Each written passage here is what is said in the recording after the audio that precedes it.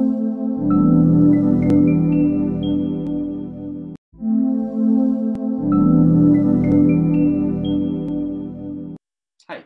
welcome to Sportsy. Let's talk sports. Over so many episodes, we have spoken to different people from industry about talking about commercialization, branding, marketing, athletes talking about their own careers, and we have had some people from sports technology industry talking about impact of sports and sports technology.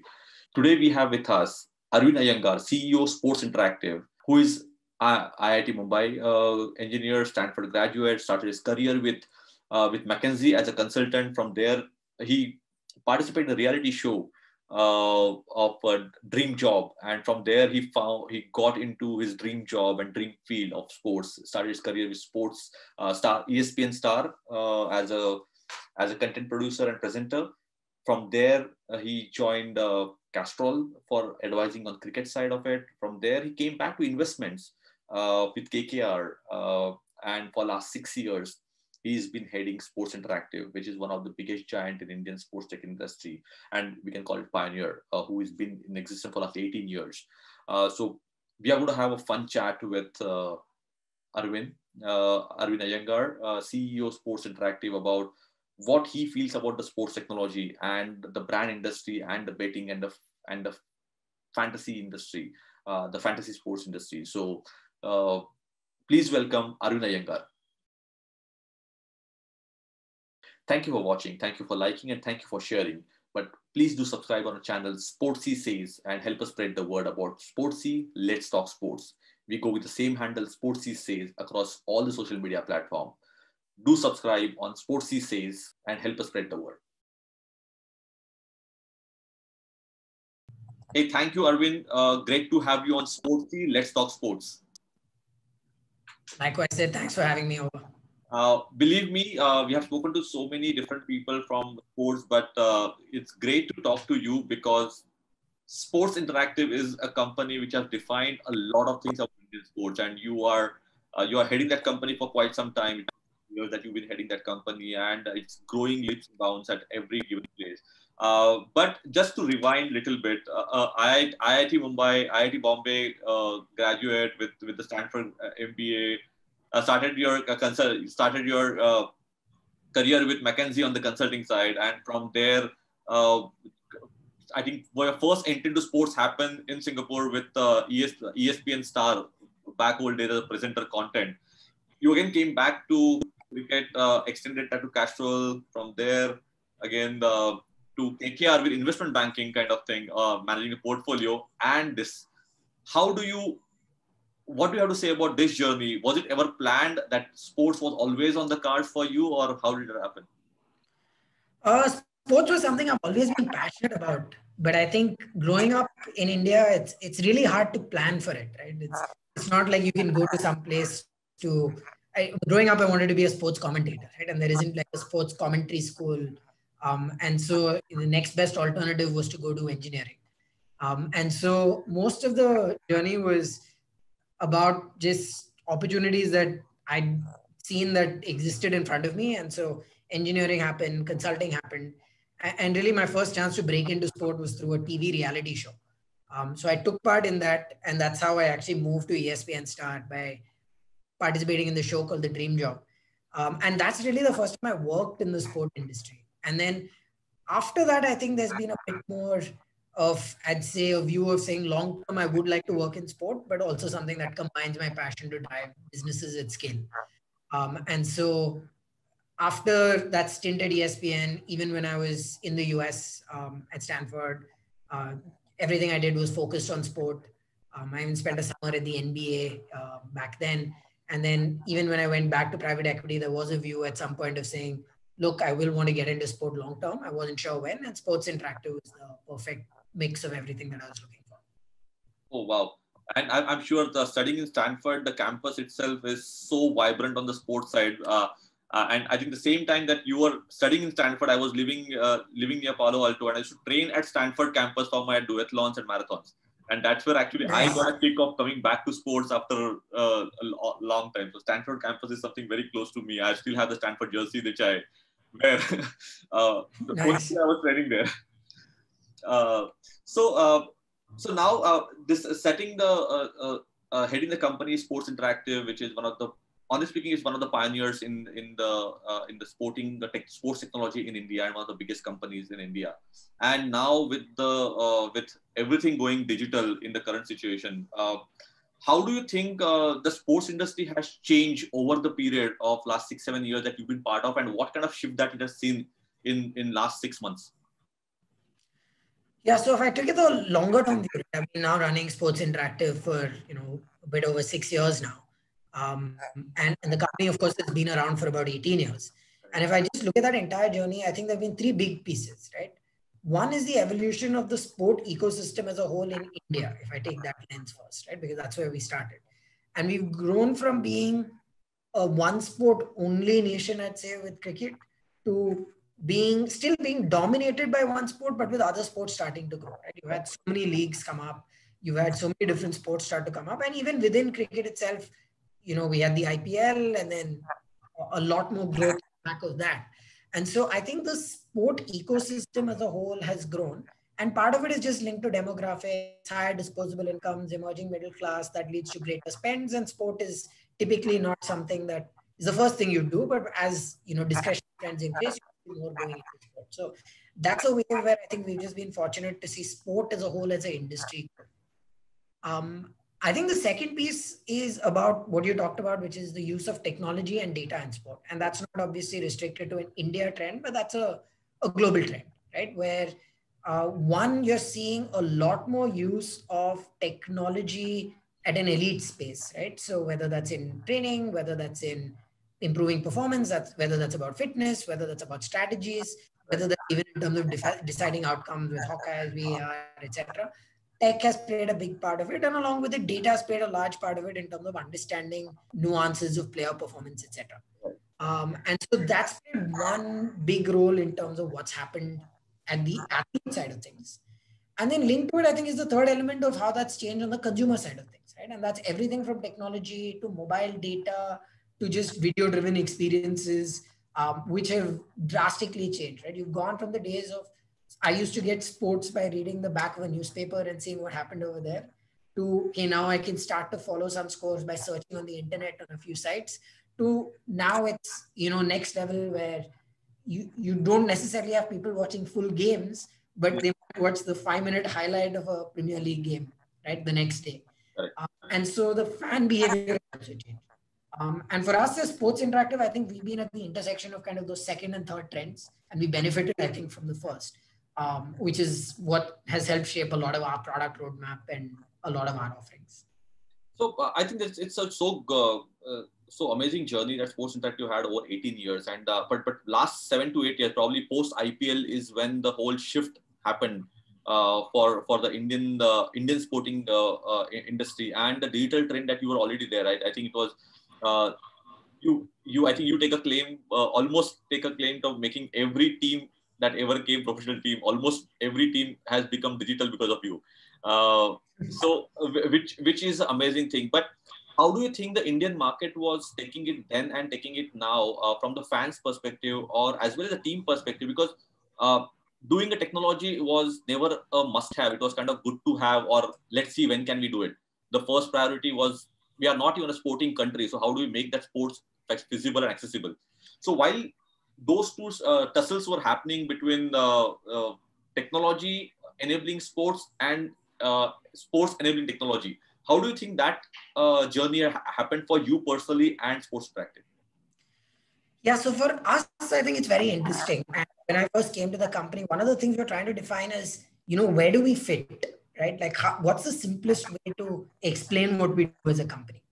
And I like to think about life in terms of as a 2x2 matrix or intersecting Venn diagrams and things like that. It's the only way I'm able to visualize things to create structure. And for us, our kind of intersecting Venn diagrams really became sports, technology, and data. And at the center of it was, how do you use all of this to create compelling fan experiences? Got it. So in that sense, I think from an SI perspective, tech was always core to what we did. And I think because we focus much more on the fan experience, it was how could you use technology to make that fan experience better? And I think to the point that you made, look, technology has a lot of aspects in sports that we touched upon earlier. But one thing that's changed, I'd say, increasingly just in the last 6 months, since you asked about it, is everyone has recognized that it's a far more digital. I think you've got folks who are bringing money to the table, like sponsors who are used to getting hospitality tickets, now saying, hey, we may not be able to go into the stadium or we might have limited capacity.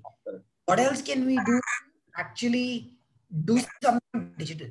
Because the big part really is with, even if fans are not in stadiums or are there in limited capacity, fandom is not going anywhere. If anything, I think it's become even stronger this time because you need that something to latch on to, right? And sports is really a part of identity and it's something that brings people together. And so in times like this, I think you've seen it with the viewership ratings of multiple sports around the world just setting record high numbers because people feel like it's a bit of a relief from the broader troubles they're facing in the world.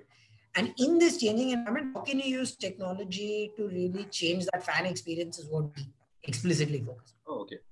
Interesting. So you're touching upon the data and the fans so much. So it's always my favorite topic about the fan engagement and how are the fans in India are neglected or taken for granted, and it is started to change. So what kind of any of the cases that you feel that that you actually made an impact and the fans really were at the center of the game because of technology that was pushed out by you?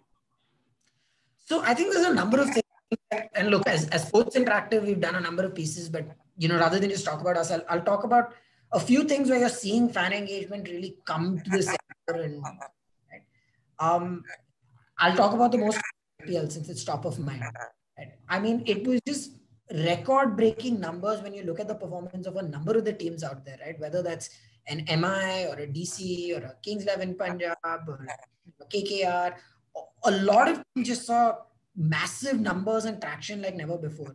In fact, there was a report that came out that said MI was the most engaged team on social in the world, right? So for the past month, in terms of interactions, video views, etc., they were ahead of Man United, Barcelona, Golden State Warriors, LA Lakers, you name it.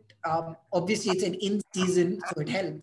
Right. But even for that moment to really see those numbers, I think tells you the power of scale that the Indian fans yeah.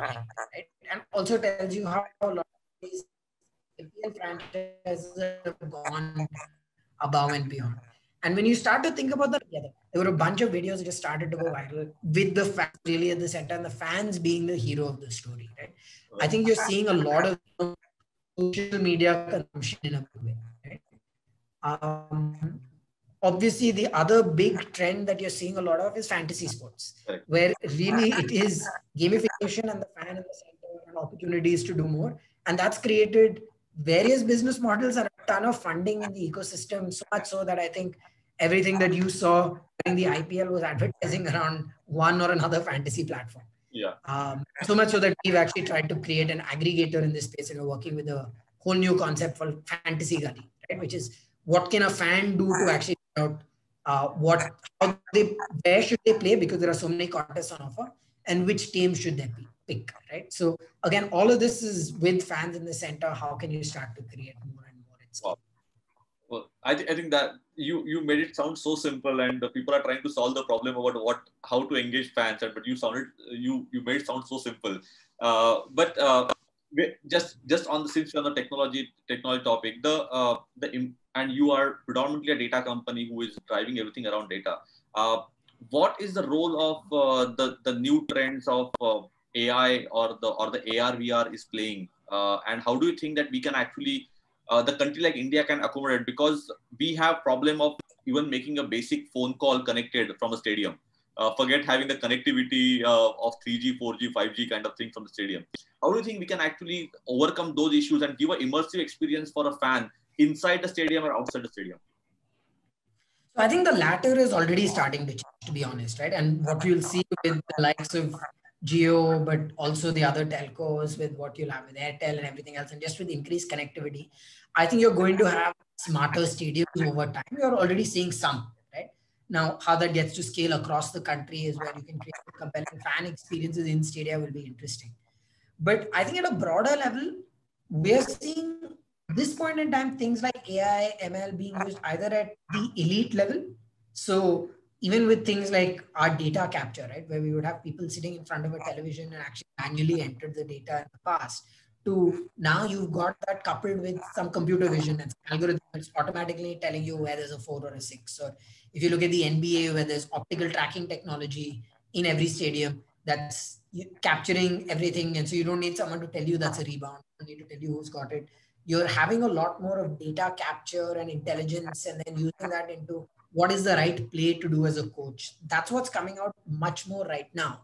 I think the fan level will come next, right? With fans, a lot of that AI will drive personalization, which is to say what you're already seeing on a lot of OTT platforms, but to the next level, which is to say, hey, if I log in to a sports OTT platform, I'll automatically get served up with Nadal highlights because that's what I've been watching, right?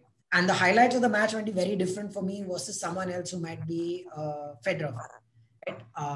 Likewise, in cricket, you could have many cuts of highlights where I could see things from team A perspective or from a Dhoni perspective. Someone else could see it from a Kohli perspective, team B perspective. Right. And so I think you'll start to see, instead of television, which was the broader medium, which was a one-to-many, you're going to see digital not quite be one-to-one, but one to smaller sets of many, right? So you could almost create these 20, 30, 40 different personas and then create personalized experiences at some level there. To eventually, over time, it can be even more personalized, right? So I think that's why you'll see AI play a big part. And then I think from a AR, VR perspective, I think there's stuff that's already happening more in the US. I think a part of it is just you need more prevalence of the technology, whether that's an Oculus or a Google Glass or whatever that is, so that people can actually consume it. And that I think will come over time. I think there's still a lot out there on how much VR can be used in terms of, can you actually feel like you're courtside throughout a game and watch it. There's a lot of studies out there that also say you can only watch it for a certain amount of time before it has, broader impacts, which can be disorienting. So I think there's a little bit to go on VR. Excellent. So and I have seen the whole AR VR and the smart stadia in while I was working on Sacramento Kings in for the Golden One Arena. It was almost 6 years back. They were already ahead of what we are thinking of. But now the Indian fan is also getting a lot of, because social media and digital media, there's so much of exposure to international sports and the way sports is consumed by the other fans in the other countries. So there's always going to be the expectation mismatch. So whenever you are talking to any, say, IPL team or ISL or Kabaddi team or anybody new coming up, what do you tell them? Do we still focus on the localization, or should we look at the globalization, where the expectations of the fan can be actually match what an NBA fan gets to see in the US? Yeah, no. So look, we end up working with a lot of domestic and international clients, right? I think more than a third of our business is just with the likes of FIFA, UEFA, etc. And the one thing that's very clear is a lot of clients in India are more willing to experiment. And I think fans are also at this point where they're going to just leapfrog, right? And so the old stories of leapfrogging was people would go to desktops and then eventually then get to other angles as they just became computer literate. And you said you just leapfrog to mobile, right? And that was the whole story in Korea, as folks just adopted to whole new tech. And I think India's leapfrogged a bit to that mobile piece, but it's also leapfrogged to data like crazy. You've already seen so many people come online for the first time, and they're doing it through a phone for the first time, and they may not necessarily speak English, right? And so therefore, multilingual or video becomes super important. And so with all of that in mind, I actually think the standards in India are pretty good already. And it's also a unique challenge to solve because you're not dealing with folks who've been online. It's not the US where 250 million people have been online for a number of years and looking for an incremental experience. It's people who are coming online for the first time in the last year or two, and this is new for them anyway. And so with that in mind, you can't go through that same journey almost. You have to think about, if I need to cater to everyone, how do I make it simplistic UI? How do I make sure I'm using video first to tell a story across languages, or I'm localizing content in different ways? And so I think there's an element of applying global practices of what's worked in terms of cutting edge video quality, embracing new technologies, stories, to tell stories, Right. but localizing to just recognize that this is a fundamentally different consumer. While the passion of the sports fan is the same, the way they've come online or the way the journey has progressed is very different. Right. So, Arvind, my another next question is probably the other segment of the sports industry, which actually brings money to the table, which is brands. So, as we know that the it's a biggest area that we look at about the activation. We have to look at the video content, and a lot of content is getting consumed phenomenally well. Like average content consumption during the league time is going almost 4 or 5 hours kind of thing. So how do you think it has actually affected the brand strategy in India for activation and getting more and more visibility from sports as a platform? Yeah, that's a very good question because you're right. Like globally, brands have looked at activations much, much more, whereas here it's pretty much a sponsorship, right? I put a name, people are seeing it, and so they're thinking about it very differently. So that's changed. So I think globally, one thing we've seen is on the back of the pandemic and everything that has resulted in, brands at this point are still a little bit unsure.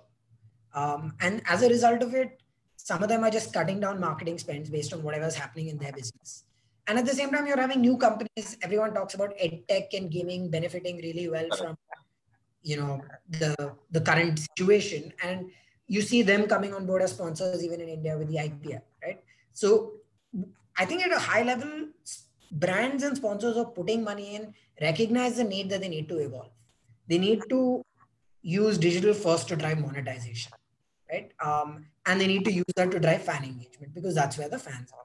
So that mindset shift, I think, has happened or starting to happen in the pandemic. In a lot of ways, has accelerated it in India because for a long time, people are like, okay, how many people are watching this on TV, right? Yes. And you kind of leave it at that, right? How much is just your reach? So I think one, that mindset has already changed. And two, I think as a result of it, the next natural step is, okay, how do I get activations going, right? How do I actually be present with fans and make a difference to their lives in some way? And that's how you drive stronger brand association. So we saw it, like we worked with, one of the Unilever brands, which created a cricket index to measure fitness during the IPL. And that created a stronger association with fans all the way through during this IPL. Mm-hmm. And you're seeing other brands as well trying to figure out what they can do to tell stories in a meaningful way or connect with fans in a meaningful way. So you're going to just see a lot more of that over time. But I also think that the next 12 months are still going to be interesting because a lot of your traditional brands are under their own pressures and may actually back away from doing advertising. And you're going to have to figure out who the new set of brands coming in are. Wow. I think it's so important that we start looking at, start looking at the brand activation and getting the multi-year deal signed, which is still not happening in India. We still are getting a 1 year, 2 year, or probably maximum 3 year deals where we need to look at the sports. Sports will benefit when we have a multi-year, 5 year, 7 year, 10 year kind of deals happening. I think, and activation is the way the whole world is looking at India from the user base, and we ourselves are not activating it enough. So I think it's an amazing market, and you guys are working with so many teams and so many leagues at the same time. So I think it's a sweet spot that you can make it happen. So while we are on the brand side, we saw this year's Dream 11 IPL was Dream 11, and it's till couple of years back we were fighting whether it's a game of skills or game of chance, and we gave up we gave permissions. The India gave permissions for the game of skills, and the game of chance is still not allowed in India. And a couple of days back, I think we have even the game of skills has been banned in Andhra. Couple of days back, the news came up that is getting banned. So, what is your thought about where the fantasy game is and where it is headed? And when do you think a platform like Bet365 or Genius, Bet Genius kind of platforms can be active in India and betting can be legalized in India? So three-pronged, right? I think the first prong is there a latent demand for this from fans? And you're seeing it as an unequivocal yes, right? With the number of fans out there, whether that's 100 million fans playing fantasy or whatever the case may be, I think there is an element of, hey, this is fun to do. This is an ability for me to engage with friends in a social way. This is bragging rights. This is a chance for me to win. And so therefore, there is a latent demand to create some kind of gamification like this. And we've seen, in other markets like the US, which we just legalized betting, about a year and a half ago now, where fantasy was prevalent for a number of years. India wasn't the case, but it's taken off in a really big way, right? So there is that demand for it. I think it's just games of skill versus games of chance, the broader regulatory framework, right? And I think that's why you need to be careful, because at some level, I'll come to the betting question that you asked, right? But I think when you start to look about fantasy, there is a lot of skill involved in really picking the right team. There is an element of, it's not just a random pick 10, 11 people, right? And there are budgets and there are constraints around it. So at some level, there are folks who will spend hours and hours on Excel sheets trying to figure out the right team. And therefore, there's an element of that. There is a significant amount of skill into how to pick your team, right? You need to have knowledge of the players, you need to have knowledge of form, positions, and things like that. And so therefore, fantasy is here to stay, but I think it's always going to be a bit of a tricky balance in terms of what will regulatorily be allowed or not, right? And when you look at countries that have legalized betting over time, some of them have done it the right way with the right safeguards. Some have not. And those that haven't, I think, can actually hurt folks who, may not have the income and then say, here's my chance to win the lottery, and then they bet, and then that hurts, right?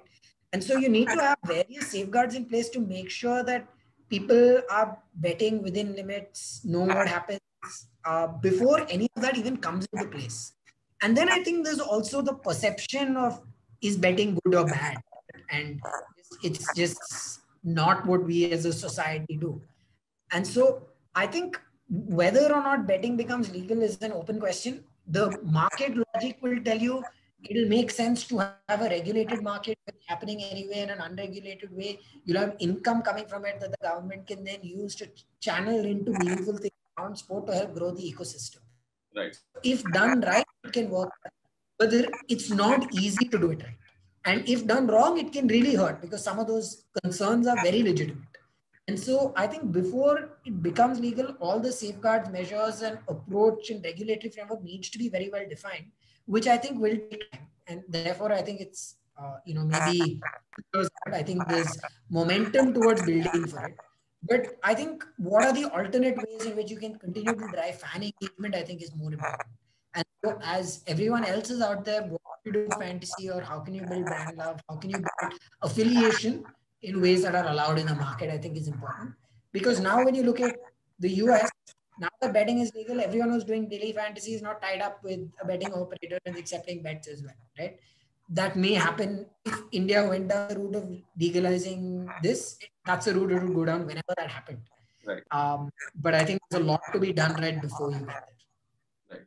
I think it was very well said. I think more of the mindset level, at the same time regulatory level thing has to be happen. It's nothing good, nothing bad. It's been there, and we are betting in a different ways, but legalizing may get different kind of revenues to the country, different opportunity, different industry can start up. But yeah, I think it's a regulation and having a strategic approach is very important.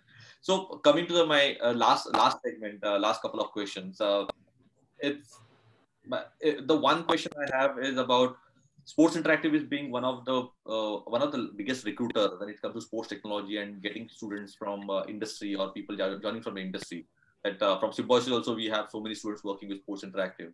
What kind of job opportunities which are available in sports technology field, or something specifically like Sports Interactive kind of company?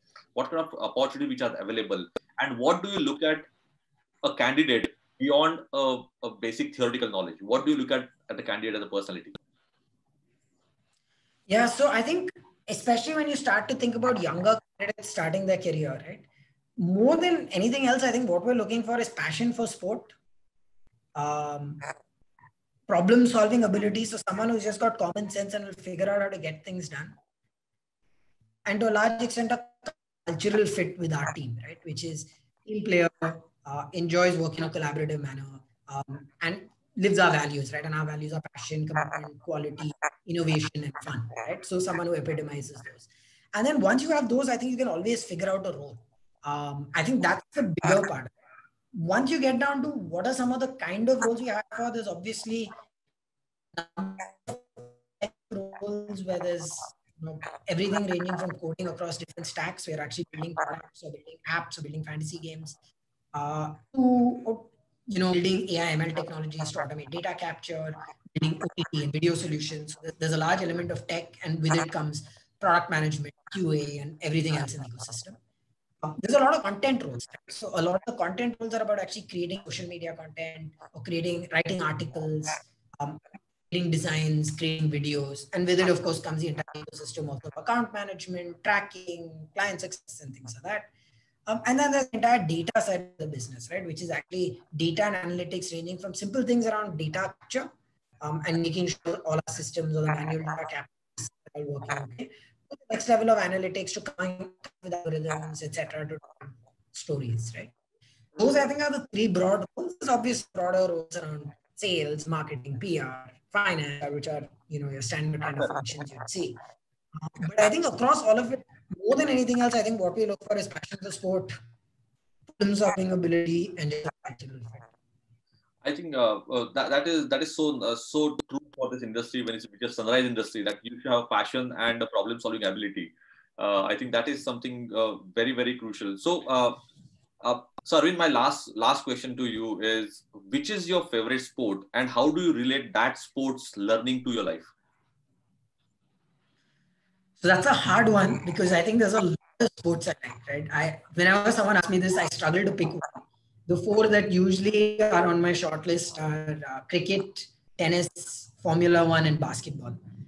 But over time, I think I've kind of gone towards two. So I'll talk about two, right? One is tennis and one is basketball. And with basketball, for me, it's all about teamwork, right? Like, how do you actually bring an entire team together? My favorite players are often playmakers who are setting up plays for someone else. And there's a lot of magic about a team coming well together, executing great passes and getting great plays in, as opposed to relying on just a solo player to get things done. And so I think those elements of figuring out how to work collaboratively, how to work as a team. And again, my favorite teams, as boring as they may sound, are guys like the Utah Jazz or even the San Antonio Spurs, who executed a system and have had a culture of success over a number of years, right? And they talk about organizational culture which transcends just individual players, and having people with the right mindset who are being happy to take on lesser roles if that's better for the overall team. Right. And that's something that stuck with me. And so that's basketball, which is team sport, and then tennis, which is an individual sport, is very different, right? And there again, I think I've learned a lot, and I think about the players that I follow the most. My favorite player is Nadal.